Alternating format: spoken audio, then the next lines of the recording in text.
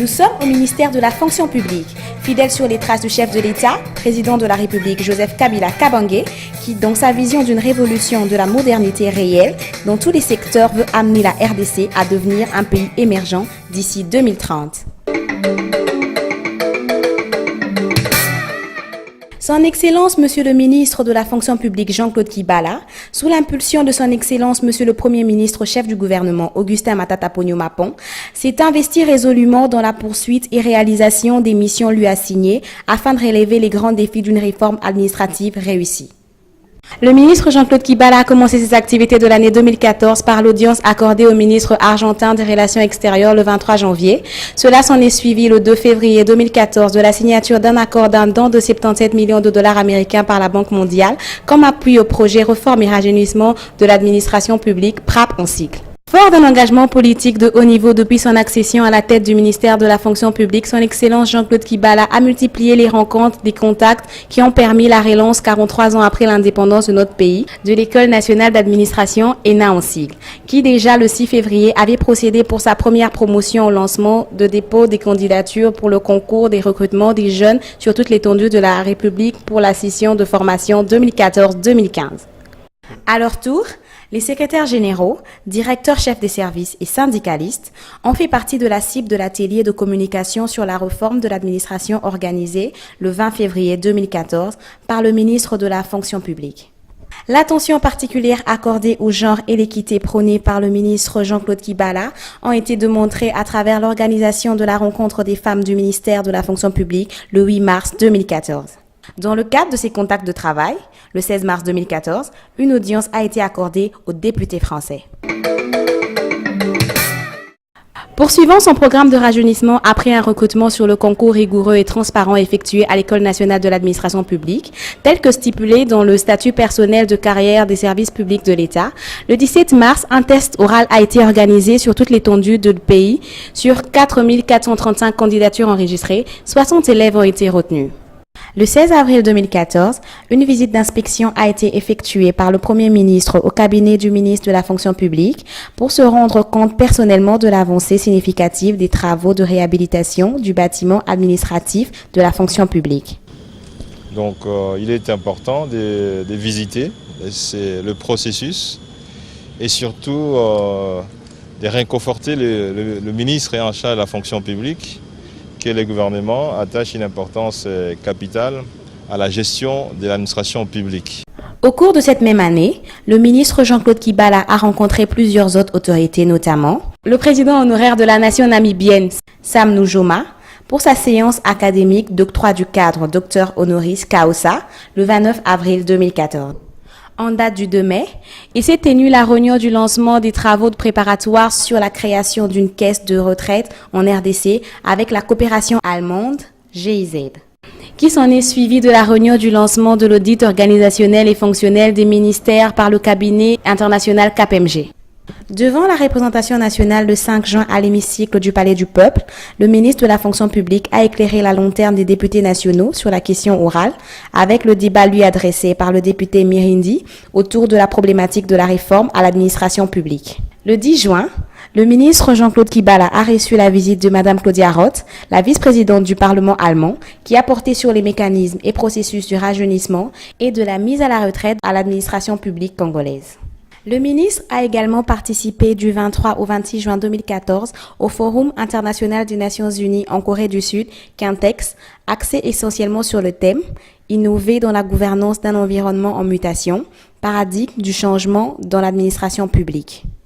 Le 28 juin 2014, le Premier ministre Augustin Matata Ponyo a procédé à l'inauguration officielle de l'École nationale d'administration ENA-RDC en présence du ministre de tutelle Jean-Claude Kibala et de son homologue de la France, Mme Marlise Lebranchu, avec qui un protocole d'accord a été signé ENA-RDC, ENA-France. Le ministre Jean-Claude Kibala, ministre de la fonction publique, a en sa qualité de président du groupe thématique sectoriel gouvernance administrative locale et décentralisation, présidé le 11 juillet, la réunion portant sur la présentation de l'état d'avancement de la mise en œuvre du processus de décentralisation en RDC, l'avancement de la mise en œuvre de la réforme de l'administration publique et enfin la présentation du projet École nationale d'administration. La mise en place des mécanismes de pilotage et coordination politique et technique de la réforme et modernisation de l'administration publique a été matérialisée par la création de 2 structures importantes. Le CPMAP, Comité de pilotage pour la modernisation et l'administration publique, et la CEMRAP, cellule de mise en œuvre de réforme de l'administration publique, évoluant au sein du ministère de la fonction publique. C'est dans cette optique que le 22 juillet, une 4e réunion de comité de pilotage a été présidée par son Excellence Monsieur le Premier ministre, chef du gouvernement, dans la salle de réunion de la primature.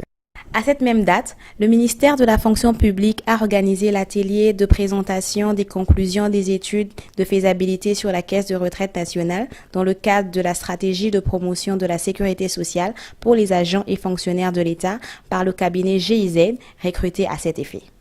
Poursuivant ses activités au cours de l'année 2014, du 20 au 21 août, un atelier de concertation d'harmonisation et de normalisation de rapports entre secrétaires généraux, les directeurs généraux de l'administration publique avec le directeur des cabinets politiques, suivi de la première réunion d'initiative le 22 août et la prise de contact entre CIMAC et l'administration publique pour la réalisation d'un circuit intégré de gestion des ressources humaines. Encore une fois de plus, Jean-Claude Kibala, ministre de la fonction publique, veille, continue à vulgariser et à sensibiliser sur les bonnes pratiques de gouvernance et méfaits de la corruption, cela à travers l'atelier de l'Observatoire des codes de l'éthique professionnelle, OCEP en sigle, tenu le 18 septembre 2014. 3 grandes activités ont marqué le mois d'octobre. Le Forum international de haut niveau sur la réforme et la modernisation de l'administration publique sous le thème « Le rôle de l'administration publique dans la transformation d'un État post-conflit en pays émergent ». Quelles réformes pour moderniser l'administration publique en vue de renforcer l'efficacité et l'accessibilité des services publics en RDC? S'en est suivi la distribution des véhicules au projet PRAP pour l'amélioration des conditions de travail. Ensuite, la réunion de la présentation et la communication sur la réforme aux partenaires dont l'UNICEF, DFID, GIZ, pour n'en citer que cela. Plusieurs activités ont marqué le mois de novembre, entre autres. L'atelier de sensibilisation sur l'implantation des directions administratives et financières, direction d'études et planification, direction de gestion de ressources humaines, direction des nouvelles technologies de l'information et de la communication au sein de l'administration publique. Une séance de communication sur la réforme aux députés nationaux et membres du Parlement congolais au site touristique Safari Beach le 18 novembre. Dans le même ordre d'idées, le 28 novembre 2014, le ministre Kibala a entretenu les étudiants de l'Université protestante du Congo à Kinshasa de la réforme de l'administration publique congolaise. Le ministre a été extrêmement pertinent, particulièrement en ce qui concernait le ratio qui doit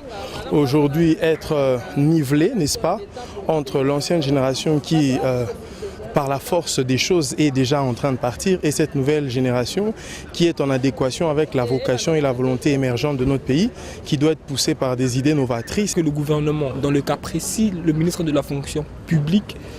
veut rendre effectif cette réforme. Et cela passe par la création de l'École nationale de l'administration. Et dans le cadre du loisir, le 29 novembre, les énarques ont été honorés par la présence et la participation en tant que joueurs du côté de l'ENA de son Excellence Jean-Claude Kibala au match de football qui les a opposés aux jeunes professionnels recrutés dans l'administration. Le mois de décembre s'est ouvert par les travaux de consolidation du partenariat entre le ministère de la fonction publique de la RD Congo et celui du Royaume du Maroc à Kinshasa, qui ont porté sur les échanges d'expériences entre les experts des 2 pays. Et qui ont procédé à la signature du protocole d'accord sur le renforcement des capacités opérationnelles des écoles nationales d'administration des 2 pays. Du 8 au 10 décembre, le numéro 1 de la fonction publique, le ministre Kibala, a pris part à la réunion des experts africains qui ont porté sur l'innovation dans les services publics organisée par le PNUD et l'Union africaine à travers l'association Ubunifu à Nairobi au Kenya. 2 grandes activités ont clôturé l'année 2014, notamment le lancement de l'opération de la paye bancarisée des indemnités de fin de carrière au cadre de commandement retraité du Secrétariat général de l'environnement par les ministres de la fonction publique et son homologue de l'environnement en date du 19 décembre 2014 à travers la BCDC.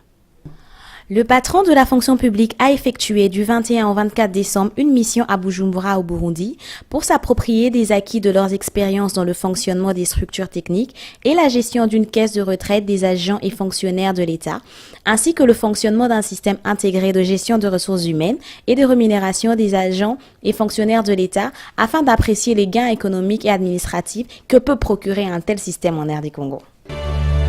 C'était la rétrospective 2014 au ministère de la fonction publique.